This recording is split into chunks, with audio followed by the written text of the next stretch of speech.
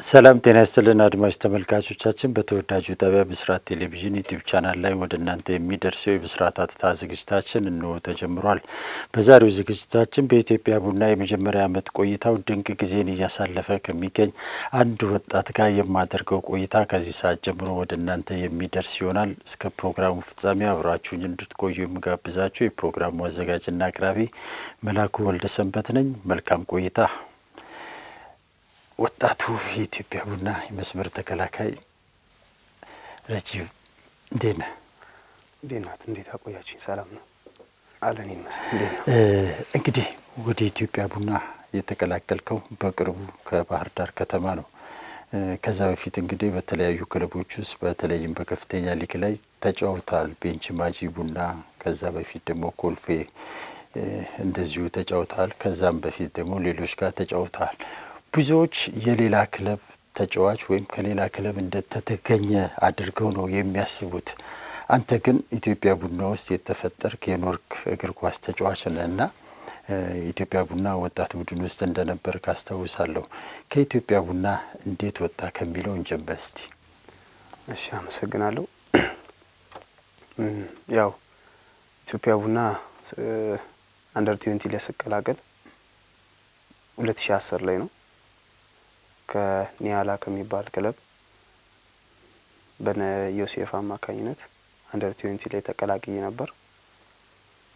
2 አመታትን ከቆየው በኋላ ሁለተኛ አመቴ ላይ የማደግ አጋጣሚዎችን አግኝቼ ለዝግጅት ወደ ዋናው ቡድን ሄጄ ነበር ለተወሰነ ቀናቶች። ካሴ የመጣ ጊዜ መጀመሪያው አመት ላይ ማለት ካሴ የመጣ ሰዓት ላይ ማለት ነው።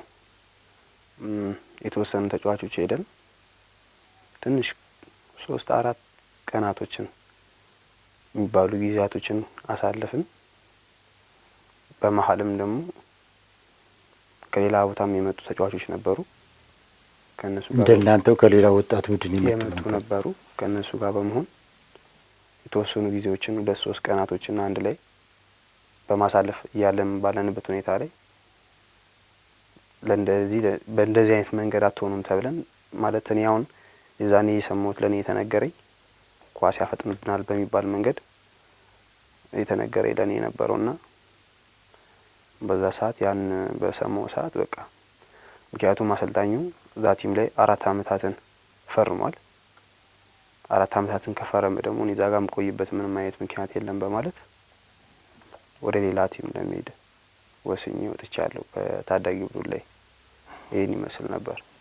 ለምንድነው እንድትወጡ የተፈለገው? እሱን እንኳን እኔ ዲቴል አላውቅም፣ ግን እኔ 2 አመት ተጫውቻለሁ። ማደግን እፈልግ ነበር። ጥሩም ጊዜ አሳልፌ ነበር 2 አመቶቹን እና አድጋለሁ ብዬ በሄድኩበት ሰዓትም አላደኩኝም።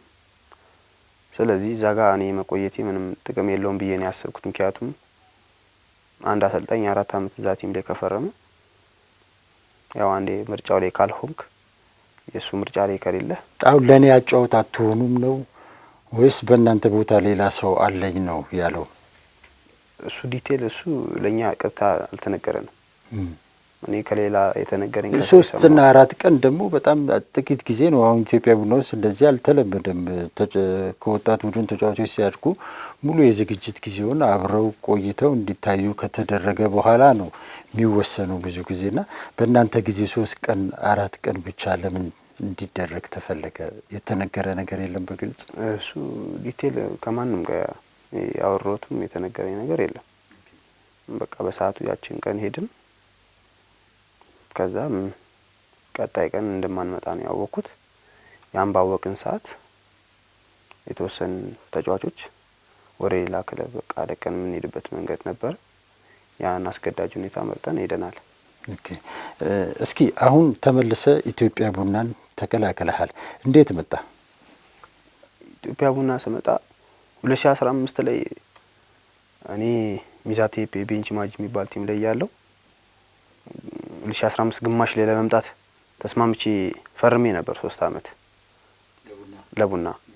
አጋጣሚ ሆነና ደግሞ እኔ የነበርኩበት ክለብ ፕሪሚየር ሊግ ለመግባት ትንሽ እየተጣጣሩ ስለነበረ መልሰው ሀሳባቸውን ቀይረው አይ አንለቆም ብለው ቤንች ማጂ ቡና አንለቀውም አሉና መጀመሪያ ከፈቀዱልኝ በኋላ መጥቼ እዚህ አዲስ አበባ መጥቼ ውድድሩን ትቼ እዛ መጥቼ አዲስ አበባ ተደራድሬ ፈርሜ በቃ መልቀቂያው ኦሬዲ ለማስገባት እየተጠባበቅን ባለንበት ሰዓት አይሆንም ንግድ ባንክ የገባበት አመት ማለት ነው። አይሆንም ብለው መልሰው ድጋሚ መልሰውን ነበርና መልሰው ደግሞ እዛው ቀጥዬ ቤንች ማጂ 1 አመቱን ጨርሼ ቀጥታ ወደ ባህር ዳር ነው የሄድኩት እና ባህር ዳር ላይ የ2 አመት ውል ፈረምኩኝ። ወደ ኢትዮጵያ ቡና ልትመጣ የምችልበት እድል አልነበረም ያን ጊዜ? ያኔ ነበረ። የዛኔ ስሙን በደንብ አላውቀውም። የቡና አሰልጣኝ ፈረንጁ የመጣ ሰዓት ላይ እሱ ሊመጣ ትንሽ ዘግይቶ ነበር ወደ ኢትዮጵያ ሊመጣ ትንሽ ማለት ነው እና ተጫዋች ለማስፈረም ገና እሱ እስኪመጣ እየተጠበቀ ነበር። በትንሹም የሆነ መነጋገር ነገር ነበረ ከነሱ ጋር ከቡና ጋር። እኔ ደግሞ ምናልባት ሰውየውም መጥቶ ምናልባት አልፈልገውም ቢልም እንኳን እዚህ ጋር ሌላ ክለቦች እኔን ሊሞላብኝ ቦታ አሊያም ላይፈልጉኝ ይችላል ጊዜው ከሄደ በኋላ። ያን በማሰብ በሰዓቱ ደግሞ የተለያዩ ክለቦች እየፈለጉኝ ስለነበረ ወዲያው ባህር ዳርን ለመቀላቀል ወሰንኩኝ። በዛ አጋጣሚ ነበርና የ1 አመት ቆይታ ደግሞ ባህር ዳር አሳለፍኩኝ። ያን ካሳለፍኩ በኋላ ጥሩ ለኔ ጥሩ ባልለው መልካም ነበር። ወደ 3 ያህል ጨዋታዎች ነው የተጫወትከው ባህር ዳር ውስጥ እና 1 አመት ግን ቆይታል። የ2 አመት ኮንትራት ነበረክ። ነገር ግን ያን ኮንትራት ሰርዘ ወደ ኢትዮጵያ ቡና ተመልሳል። ወደ ኢትዮጵያ ቡና ስትመጣ ደግሞ እዛ የወሰድከውን ብር ሁሉ እንደመለስክ ነው የሰማሁትና ለምን መለስክ? መልሰስ ወደ ኢትዮጵያ ቡና መምጣት የፈለክበት ምክንያት ምንድነው? ብር በመጀመሪያ ከዛ ቲም የለቀቁበት አንደኛው ምክንያት በቃ ለኔ ይበቃኛል ምለውን ጊዜ አላገኘው። እንዲሁም ደግሞ ራሴን ላሳይበት 3 ጨዋታ ያንሰኛል ነው በጣም ለኔ 3 ጨዋታ ያንሰኛል ነው ራሴን ተለማለብ። እንደዛም ሆኖ 3ቱን ጨዋታ የሚታይ ነገር ነውና ራሴን አሳይቻለሁ ብዬ አስባለሁ በ3ቱ ጨዋታዎች። በዛ ልክ ግን የመሰለፍ እድሎችን አላገኘው። በአጋጣሚዎችም ሆኖ ደግሞ መሰለፍ ባሉብኝ ጊዜዎችም እዛ ቦታ ላይ አልተገኘውኝም። 1 አመት ማለት ከባድ ነው ለተጫዋች። ጥሩ ሆነህ ደግሞ 3 ጨዋታ ማለት ትንሽ ነው። ያን አሰብኩና እንዴት 2ኛ አመቴን ደግሞ በእንደዚህ አሳልፋለሁ? እንደዚህ ማሳለፍ ማለት ራሴን እያጣው ነው የሚሄደው በማለት ሌላ ክለብ ራሴን ቻሌንጅ አድርጌ ሌላ ክለብ ለመጫወት ነበር የወሰንኩትና በዛ ምክንያት ነው ከባህር ዳር የለቀቅኩት። የቡድኑ አሰልጣኝ ደጋረገ ይግዛው በተደጋጋሚ ጊዜ ችሎታን ማሻሻል አለብህ እያለ ይናገር ነበር የሚል ነገር ሰምቻለሁ። እውነት ነው? እኔ አሁን ይሄ ምን እንደምለ አላቅም። ማለት እኔ እንደዚህ ዲቴል ቀጥታ እንደዚህ እኔ ሁሉ ጊዜ ያው አሉ ጓደኞቼ አሉ ኢቭን ማረሰው ቀን 1 ቀን አለ ምናልባት 1 ቀን አለ ያ ቀን ላይ ለኔ ከሱ የተነገረኝ ኮሜንት አለ። እሱም ኮሜንት ምንድነው? በጓደኞቼ ፊት ነው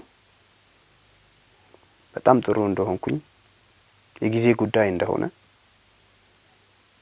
እና በገባሁበት ሰዓትም ጥሩ ሆኜ እንደወጣው እና በዛው መቀጠል እንዳለብኝና ጊዜ እስከማገኝ ድረስ መታገስ እንዳለብኝ ነው የሰማሁት እንጂ ይሄን ማድረግ አለብህ የሚባል ጉዳይ ላይ እኔ ተነጋገር ያውቃለሁ ብዬ አላስብም። ማንም ኳስ ተጫዋች እንግዲህ ሁሉ ጊዜ ልምምድ እስከሰራ ዲሲፕሊኑን እስከጠበቀ ድረስ መጫወትን ይፈልጋልና አንተ ደግሞ እዛ በቂ የመጫወቻ ጊዜ እድል አላገኘውም ብለን የመጣው ወደ ኢትዮጵያ ቡና ስትመጣስ ይሄ ነገር ይገጥመኛል ብለህ ስጋት አልነበረህም? ያው ከየክለብ የተለያየ ነገራቶች አሉ። ቡናን በታዳጊ እንጂ በዋናው ደረጃ አላየሁትም። ምን ነገር ሊገጥመኝ እንደሚችል አላወኩም። ግን እስቲ አዲስ ቦታ ደግሞ ሄጄ እንዴት ነው ከኔ ጥፋት ነው ቻሌንጅ አድርጌ መጫወት አልችልም የሚለውን ማየት አለብኝ አልኩኝ። እስቲ ደግሞ ሌላ ክለብ ሄጄ ደግሞ ቻሌንጅ አድርጌ መጫወት እችላለሁ አልችልም፣ ለሊጉ ሆናለሁ አልሆንም የሚለውን ደግሞ ሌላ ቦታ ሄጄ አይቼ የዛኔ ራሴ ማወቅ እችላለሁ አልኩና ያንን ነው የወሰንኩት ወደ ቡና ለመሄድ ያሰብኩት። ወደ ኢትዮጵያ ቡና ስትመጣ እንግዲህ ኦልሬዲ ውድድር ሁሉ ሊጀመር ባለበት ጊዜ ነው የመጣው። ዝግጅትን ያሳለፍከው ከባህር ዳር ከተማ ጋር ነው ይመስለኛል። የፈረምክ ቀን ቀጥታ ወደ ውድድር ነው የገባው። አንድ ቀን እንኳን ልምምድ አልሰራህም ቤንች ላይ ስትቀመጥና፣ እንዴት ነው ያ አጋጣሚ ሊፈጠር የቻለው? ወደ ቡና እንድትመጣ ያደረገ ማን ነው? እኔ በሰዓቱ ዙር ሊዘጋ ትንሽ ጊዜዎች ነበር የቀሩት እና ዝግጅትም እየሰራው ያለሁት ባህር ዳር ነው። ምክንያቱም ቀሪ 1 አመት ውል ስላለኝ በሰዓቱ በቃ ሉጣ የሚል ሀሳብ ውስጥ ነኝ ያለሁት።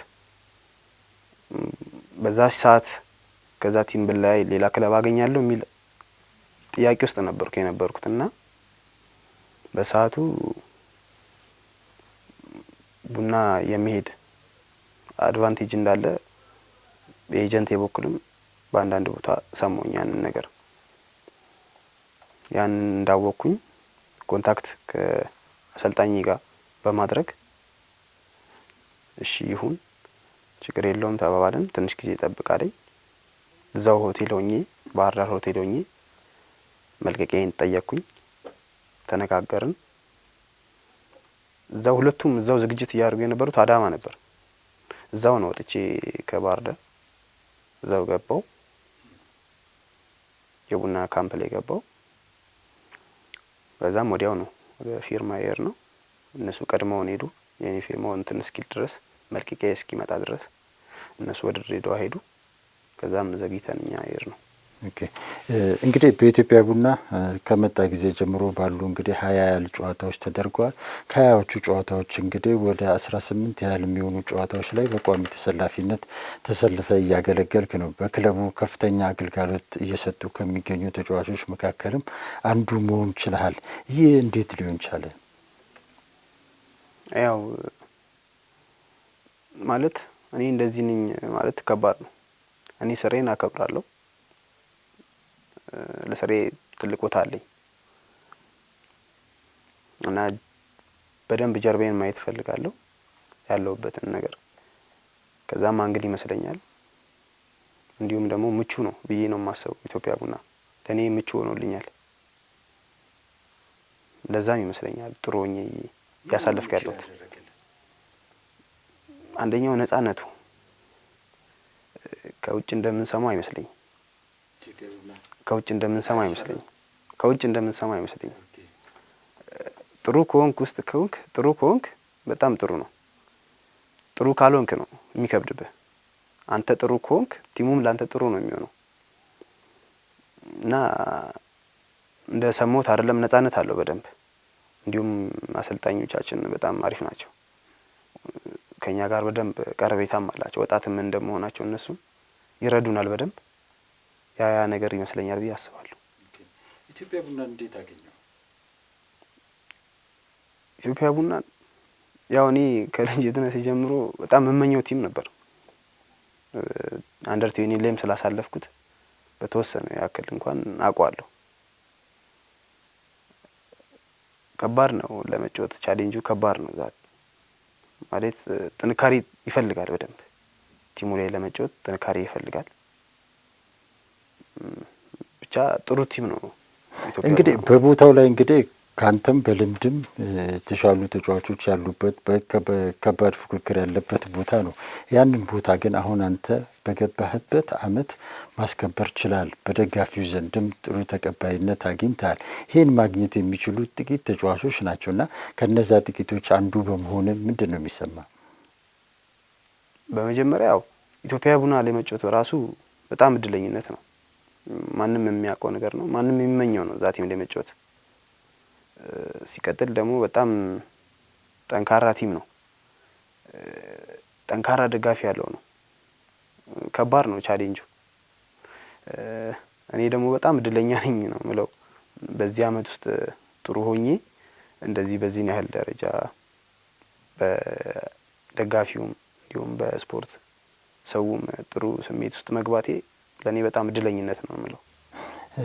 እንግዲህ ዘንድሮ የውድድር ዘመን ላይ ረጅም እንደዚህ ፊቱ ተገልጦ የሚታወቅ ተጫዋች አልነበረምና በማስክ ነበር የምትጫወተው።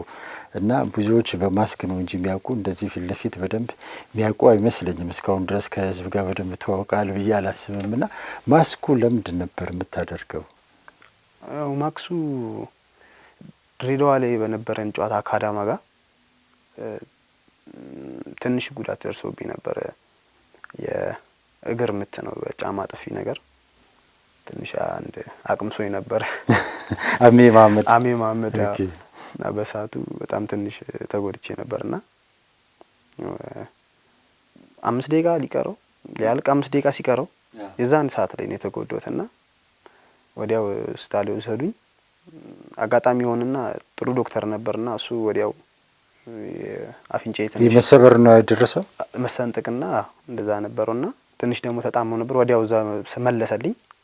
ኤክስሬ ተነስቼ ምናምን እንትን አልኩኝ። ያው ግዴታ ማክስ እንደሚያስፈልገው ተነግሮኝ ማክስ አስመጥተው በማክስ ነበር የምጮተው። ኦኬ። ማስኩ ስታደርግ ምንም አይነት ስሜት የለውም? ማስኩ ሰፊ ነው። አፍንጫው አካባቢ በተለይ ሰፋ ያለ ስለሆነ አፍንጫህ ላይ አያስደርስም።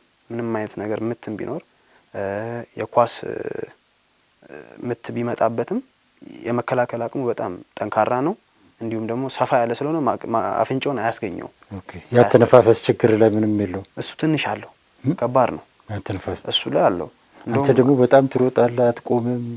አዎ አለው። መሀል ላይ እንደውም አንዳንዴ ብድግ አድርገውና እንደዚህ በእጄ ብድግ አድርጌ ትንሽ ትንፋሽ ወሰድ አደርጋለሁ። አንዳንዴ እንትን ይላል፣ አንዳንዴ ያፍናል፣ ይጨንቃል፣ ጭንቀትም አለው። አንዳንዴ እንደውም በጣም ሙድ ይያዝብኝም ነበር። እንደውም አንዳንዴ ሙድ ይያዝብኝ ምን ይለዋል? አንዳንዴ ኳሱ ይጠፋብኛል።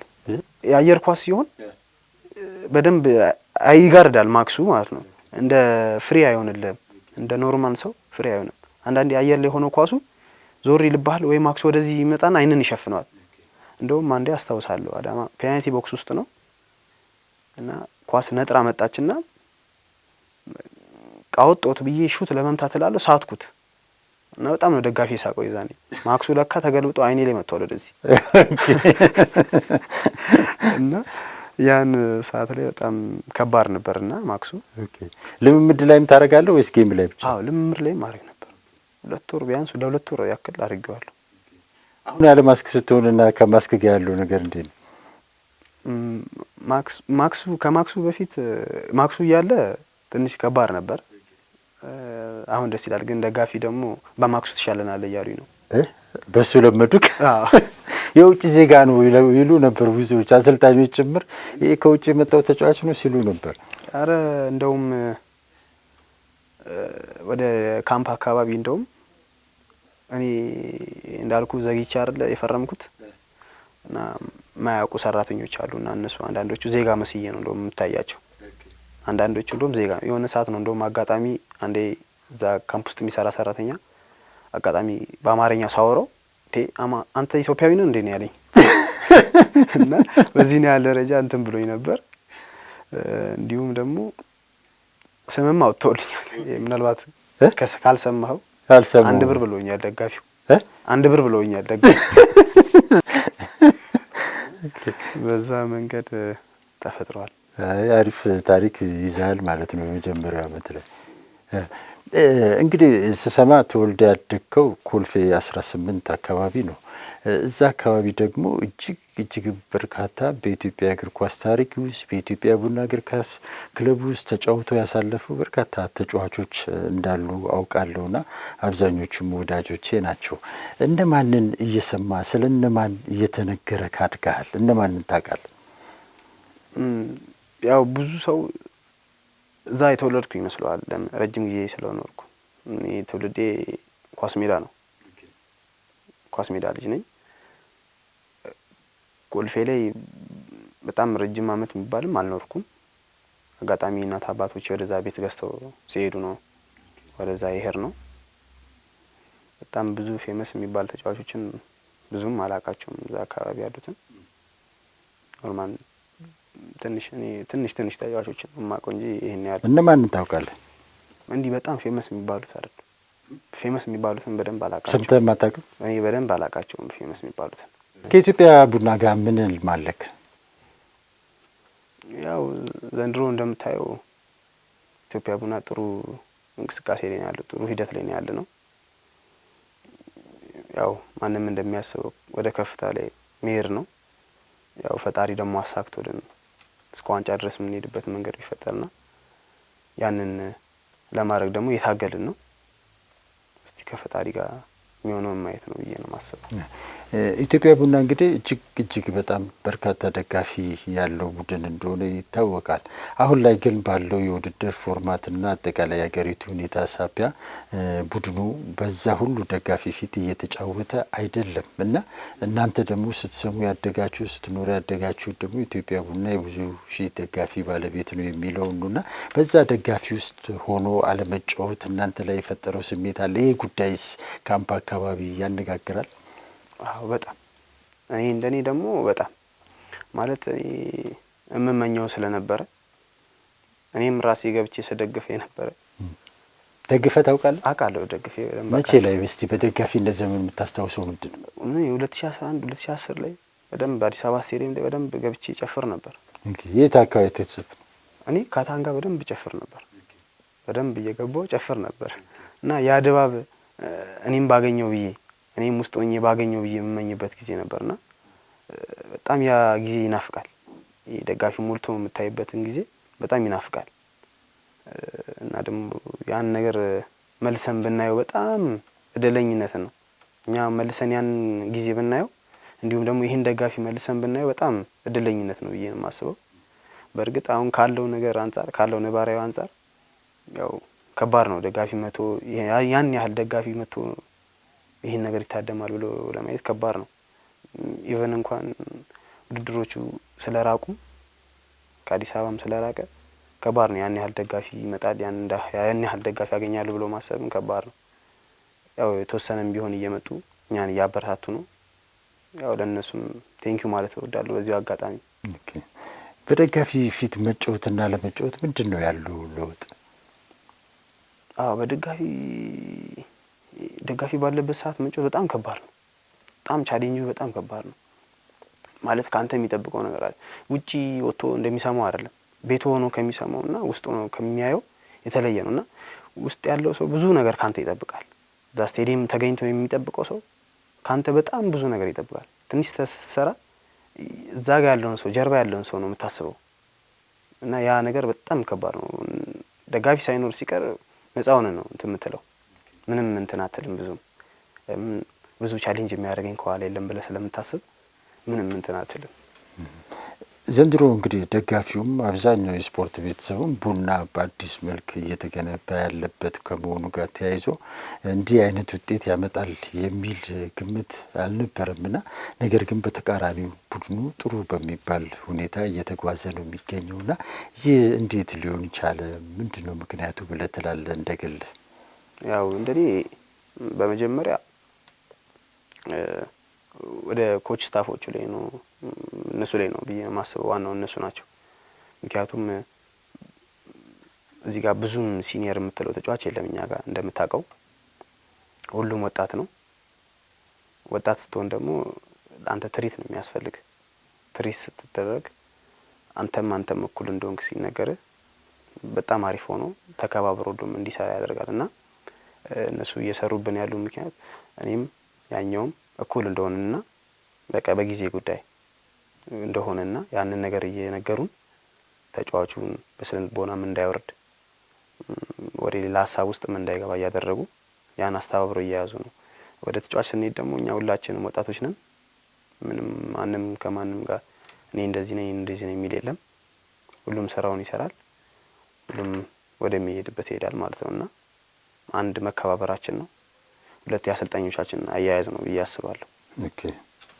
ኢትዮጵያ ቡና ውስጥ እንግዲህ አብዛኞቹ ወጣት ተጫዋቾች ከመሆናችሁ ጋር ተያይዞ የኢትዮጵያ ቡና ማሊያ ከባድ ነው፣ ኃላፊነቱን መሸከም ከባድ ነው ይላሉና ከዛ አንጻር መቼም ጫናዎች የሚኖሩባቸው ጨዋታዎች ይኖራሉ። የደጋፊ ግፊት የሚኖርባቸው ሁኔታዎች አሉ። ደጋፊው ምንም እንኳ ስቴዲየም ባይገኝም በተለያየ ሁኔታ የክለቡን እንቅስቃሴ ይከታተላልና እንዲህ አይነት አጋጣሚዎች ሲፈጠሩ እንዴት ነው የምትተጋገዙት? ማን ነው ልምድ ሼር የሚያደርጋችሁ? ይሄ ከባድ ነው። እሱ ልክ ነህ እንዳልከው ከባድ ነው። በመሀል ምናልባት ያሱ ታምሩ ባለ ቀድሞ ተጫዋች አለ ኢትዮጵያ ቡና ውስጥ። እሱ በጣም በደንብ እያገዘን ነው። ምክንያቱም ስለ ኢትዮጵያ ቡና በደንብ ያውቃል። ሁሉን ነገር ስለሚያውቅ መች ምን ማድረግ እንዳለብን መች ምን መደረግ እንዳለበት እሱ ያውቃልና እሱ በደንብ እያገዘን ነው ብዬ አስባለሁ።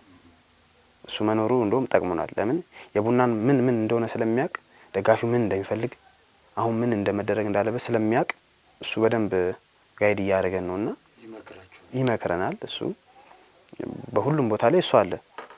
ያ ነገር ለኛ ጥሩ ነው ብዬ አስባለሁና በእነሱ አማካኝነት ጥሩ ነገር እያገኘን ነው።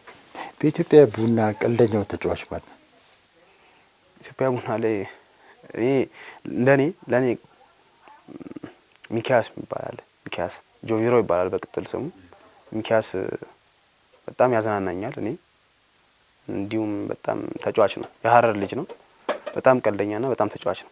ሌላስ ዘናጭ ብላችሁ የምትሉት ምዘፈን ጎበዝ የሆነ ተጫዋች ማለት ነው? እኛ ወጣቶች ነን ገና። እንደኔ አስተሳሰብ ይሄን ያህል ስለ ልብስ የሚጨነቅ አለ፣ እንዲሁም ስለ አለባበሱ ብዙም ይጨነቃል ብዬ ማስብ ያለ አይመስለኝም። እኛ ወጣቶች ነን ገና ብዙ መስራት አለብን። ስለ እንደዛ የሚያስብ አለ ብዬ አላስብም። እኔ ብዙም ትኩረት አላደረኩም ለእንደዛ አይነት ነገር። ዘፈን ምናምን እንዳልከኝ አሁንም ደግምላለሁ ጆይሮ ነው የምልህ። ብዙ ጊዜ የትም ሆነ ዶርም ውስጥም ሆነ ትሬኒንግ ቦታም ሆነ መኪና ውስጥም ሆነ የማይዘፈኑ ዘፈኖችንም ይዘፍናል። እንዴት አድርጎ እንደሚዘፍን ባላውቅም ድምጽ አለው። ድፍረት ነው እንጂ ድምጽ አይደለም።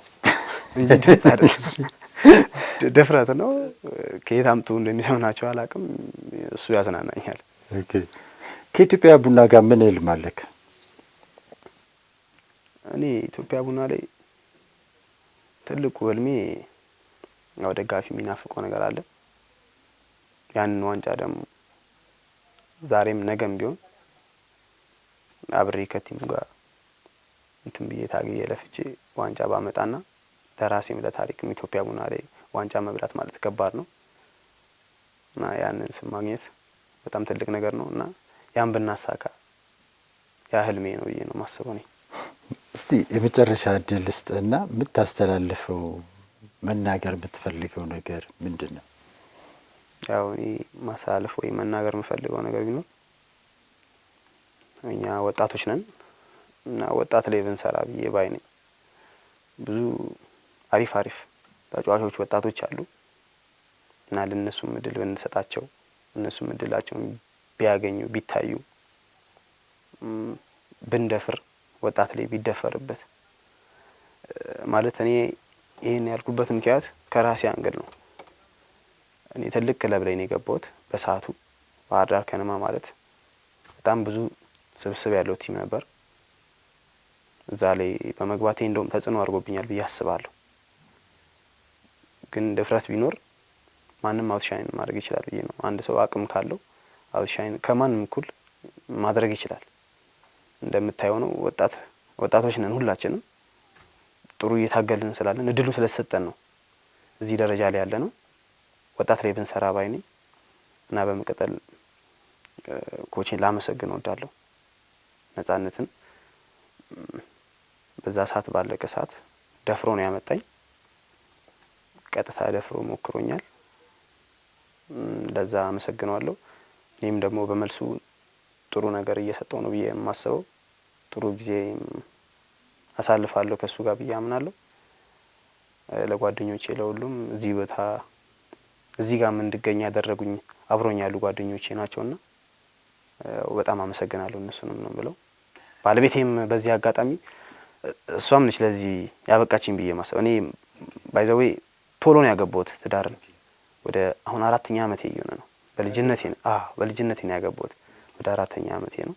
አንድ ልጅ አለኝ፣ 3 አመት ልጅ አለኝ። አሁን ሁለተኛው ቅርብ ጊዜ ይመጣል። ምናልባት እሱም ይሆናል ብዬ አስባለሁ። እንደዚህ ጥንካሬ ጠንከር ብዬ እንደሰራ ያደረገኝ እሱም ነው ብዬ አስባለሁ። ከኋላ ያለው ነገር ብዬሃለሁ ቅድም። አልተለመደም እንግዲህ አብዛኞቹ አብረው የሚጫወቱ ተጫዋቾች እንግዲህ እስከማውቀው ድረስ ብዙ ወደ ትዳሩ ዓለም የገቡ አይደሉም እና አንተ እንዴት ወደ ትዳሩ በጊዜ ልትገባ ቻልክ? እኔ አጋጣሚ ነው፣ አስቤበት ምናምን አይደለም። አጋጣሚ ነው። አጋጣሚ ሆኖ ባለቤቴ ተማሪ ነበረች በሰዓቱና ልክ 12ን እንደወደቀች ያው የምታውቀው ነው ሙስሊም ብዙ ጊዜ ቶሎ እንዲዳሩ ነው የሚፈልገው ሴቶቹ። እሷ 12ን እንደወደቀች በቃ የሆነ አንድ የምታውቀው ነው ሀብታም ምናምን አለ እና እንደዛ ለመዳር ምናምን ልክ ሲታሰብ ቀጥታ ነው የደወለችልኝ ለኔ። እንደዚህ አይነት ነገር ተፈጥሯል እና አባቴ እንደዚህ ሊደረኝ ነው ምናምን ብላ ነገረችኝ። እንዴት ይሆናል ምናምን ነገር አልኳት። እኔስ ምናምን ነገር ብዬ ነገርኳት። ያን በመነግራት ሰዓት እስቲ ለአባትሽ አናግሪው ጓደኛ ያለኝ ብለሽ ነገሪው አልኳት። እሷም ነገረችው ለሱ ስትነግረው ያው እኛ ጋር ደግሞ ትንሽ እምነቱ ላይ ትንሽ ጠንከር እንትን ብሎ ገነን የሚል ነገር አለ። እንዲህ ጓደኛ የሚባል ነገር የለም። አይ እኔ እሷን ማስተዳደር አቅም አለኝ የሚል ከሆነ ሽማግሌ ላክና ያግባሽ፣ ካልሆነ እንዲህ ጓደኛ የሚባል ነገር እንደውም ጓደኛ እንዳለሽ ስለነገርሽኝ ጥሩ ነው ምናምን ብሎ አስፈራርቶ እንትን አላት። ቀጥታ በቃ አይሆንም ነገር ተባለ። በቃ ግዴታ መዳር አለብሽ ተባለና ከዱባይ ነው የሚመጣው ባልየው። ቀጠሮ ተያዘላቸው። 1 ሳምንት ቀረው ሽምግልናው። በቃ በሰዓቱ እኛ ግራ ገባን። እኔም ወዳት ስለነበረ ሌላ ሴትን እንትን ብዙም እንትን አልልም ነበርና በቃ ቀጥታ ለአባቴ ነው ያናገርኩት። አረ እንደዚህ አይነት ነገር ተፈጥሯል፣ ጓደኛ አለችኝ ወዳታለሁ፣ እንደዚህ ሊፈጠር ነው አልኩት። እስቲ ቆይ እናትህን ላማክራት አለኝ። እናቴ ደግሞ በሰዓቱ ውጪ ኳታር ነበር የምትኖረው። እሷ ጋር ተደወለላት እና እንዲህ ሲነገራት ቀጥታ እሷ መልሷ የነበረው ለዚህ ደርሶ ነው አለች። ምንም አላለችም። ለዚህ በቃ አለች። ምንም አላለችም። ለዚህ በቃ አለች ምናምን ተባለ። እሷ ደግሞ እዛ ሄደችው የኛን ፍላጎት ለማሟላት ነው እናታችን። ስለዚህ እዚህ ጋር የሆነ ነገር እኛ እንድንቸገር አትፈልግምና በቃ የምትወዳት ከሆነ መደረግ ያለበት ነገር ይደረግና ነገራቶቹ ውስጥ የሚስተካከሉበት ነገር ይፈጠር ተባለና ቀጥታ በቃ ታላቅ ብራዘር ይደወል ተባለ። ወንድሜ በሰዓቱ ዩኒቨርሲቲ ነው ያለው። ለሱ ሲነገርለት በፍጹም አይሆንም ማለት በጭራሽ እሱ ራሱ ቤተሰብ ሆነ የሚከላከል እሱ ጭራሽ አይሆንም ማለት ምክንያቱም አንተ ገና ተማሪ ነህ፣ ገና ምንም ነገር እንትን አላስክም፣ እንዴት ይሆናል አለኝ። በፍጹም አይሆንም ማለት ትንሽ ቤተሰብም ይሰማዋል፣ እሱ ታላቅም ስለሆነ ትንሽ ትምህርት ላይም ጥሩ ነበርና በሰዓቱ ፋዘር መጨረሻ ላይ ፋዘር በጣም ነፃ የሆነ ሰው ነው እና አይ እሱ አይመለከተውም ማለት በተያዘው በሽማግሌው ቀን እኔ ላኩበት። ለዛኛው በተያዘበት ለሱ በተያዘበት ቀን አንተ ልክ እኔ ላኩኝና ሌላ ቀጠሮ አስያዝን። ድጋሚ ተበላሸ የነዛ ቀጠሮ ማለት እኔ ልኬበት። አንተ ቀድሞ ገቡ ያንተ ሽማግሌ? የኔ ሽማግሌ ቀድሞ ገቡና እነሱ ተዘጋጅተዋል። 1 ሳምንት ነው የቀረው። እኔ በዛ በተያዘበት ሳምንት ላይ እኔ ላኩበት። እነሱ የሚጠብቁት ያንን ያንን ነው የሚጠብቁት። ከዛ በዛ ሰዓት ተበላሸ ነገሩ። እንደዛ በተበላሸበት ሰዓት አጋጣሚ ባለቤቴ ከፋዘሩ ጋር ትንሽ ይጋጩና አክስቷ ቤት ሄዳለች። እዛ በሄደችበት ሰዓት ላይ ባልየው ሚስት እንዳለው እሷን ሊያገባት የሚመጣው ለሷ የሚዳረው ሰውዬ እዛ ዱባይ ላይ ሚስት እንዳለውና ከሌላኛው ሚስቱ ልጅ እምቢ እንዳላት ይነገርና ትነግራታለች እዛ አክስትየው ጋር። ይሄንን ነገር ሰማለች። ቀጥታ ጊዜ የፈጠረው ነገር ይሄ መጣ። ለኔ ይሄን ነገር ስትነግረኝ ቀጥታ ለአባትሽ ነገር ያልኳት። ለአባትየው ሲነገር ይሄ ዝም በይ መሸሻ መንገድ ነው ምናምን ይላታል። አባትየውም አጋጣሚ እስቲ ያስተዋወቀውን ሰው ሲጠይቅ አረ እኔ ስለ ልጁ ምንም ማውቀው ነገር የለም ይባላል። እንዴት ስለ ልጅ የማታውቁትን ነገር ነው ለልጅ የምድሩት ምናምን ይልና እስቲ አጣሪ ምናምን ተብሎ ይነገራል። ዱባይ ሲጣራ አው ሚስት አለው እና እሷን ጥሩ ማስተዳደር ስለሚችል ለምንድን ነው የማያገባት ምን ችግር አለው ብሎ ያ ሰው መለሰለት። አረ በፍጹም አይሆንም ማለት ያ ጓደኛ ያልሽው ሰውዬ ድጋሚ ሽማግሌ ይላክ። ያው ዘመድ አዝማድ ሰምቷል፣ ምንም ማድረግ አይቻልም። ስለዛ ቶሎ ይላክ ተባለ። ላኩኝ። እዛው ኒካ ታሰረ፣ አገቧት።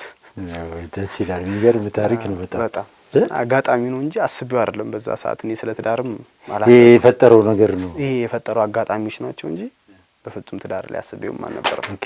ግን አሁን እንግዲህ አግብተህ 4ኛ ዓመት ላይ ደርሰሃል፣ ልጅ ወልደሃል። እንደገና ሌላ ልጅም እንግዲህ እየመጣ ነው መንገድ ላይ ነው ብለኸኛልና እንደዚህ ላሉ አንተን መሰል ለሆኑ ወጣቶች ወደ ትዳር መግባት ትዳርና ኳስን በጊዜ አብሮ ማስኬድ ምንድነው ጥቅሙ? ምን አየህበት? እስቲ በፊት ትፈራው ነበር፣ አሁን ገብተህ አይተዋልና ምንድን ነበር የሚያስፈራው? ለሌሎች ምንድነው ትመካ? እኔም ምለው ማለት ትዳር ዝም ብለህ መግባት የለብህም። እኔ ካሳለፍኩት ላይፍ ነገር ዝም ብሎ መግባት ምን ገጠመ እስቲ? አሁን አንተ አሁን ብዙ ሳትዘጋጅበት ምን ሳትል ነው የገባኸውና ምን ገጠመ? እኔ ብዙ ጊዜ ይሄን ያህል ብዙ ቻሌንጅ የገጠመኝ ነገር የለም። ያልገጠመኝ ምክንያት በራሴ ጥንካሬ ነው። እኔ በጣም ታጋሽ ነኝ። ማለት እኔ እንደዚህ ትዕግስት አለኝ፣ ለእንደዚህ አይነት ነገር ትዕግስት አለኝ። ማለት ቶሎ እንደዚህ አይነት ነገር እንትን አይደለም፣ አልወስንም። እንደዚህ አይነት ነገር ታገሳለሁ በደንብ አይቼ ነው እንደዚህ የምወስነው።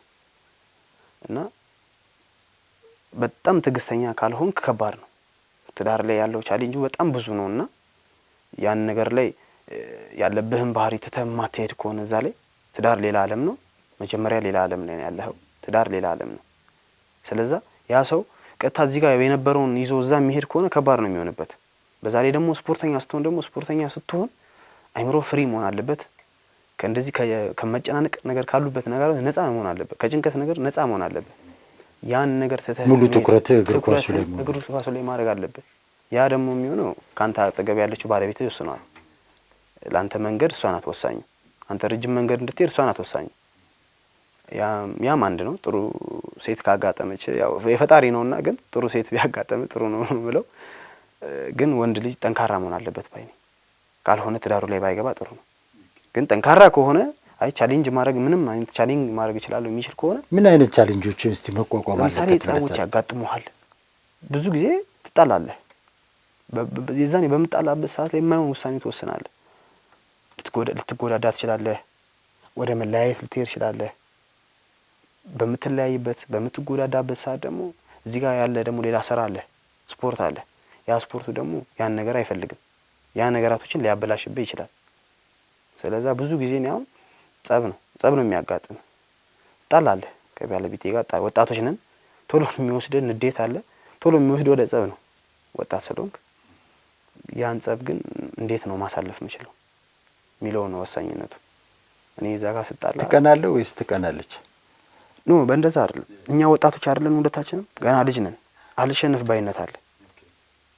አንተ እኔ የሆነ ነገር ካልኳት አይሆንም እኔ ያልኩት ይሄኛው ነው።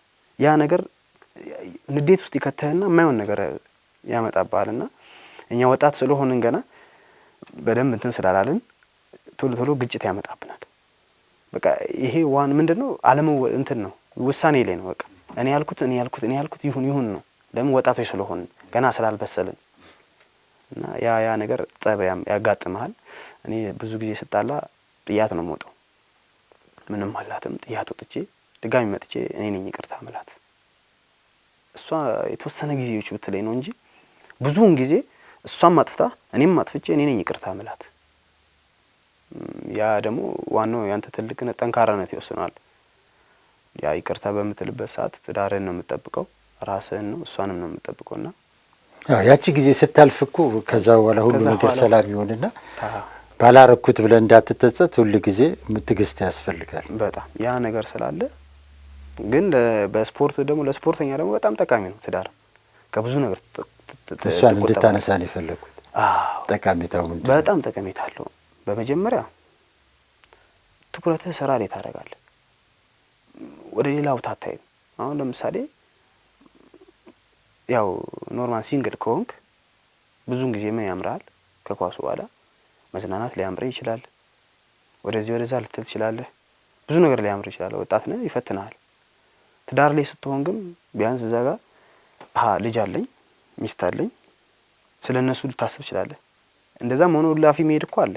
ግን ትዳርና ሚስት ልጅ ሲኖርህ ቤቴ እኮ ሚስቴ የምትጠብቀኛለች፣ ልጅ ያለ ያንን እያሰብክ ስራህ ላይ ብቻ ትኩረት ታደርጋለህ።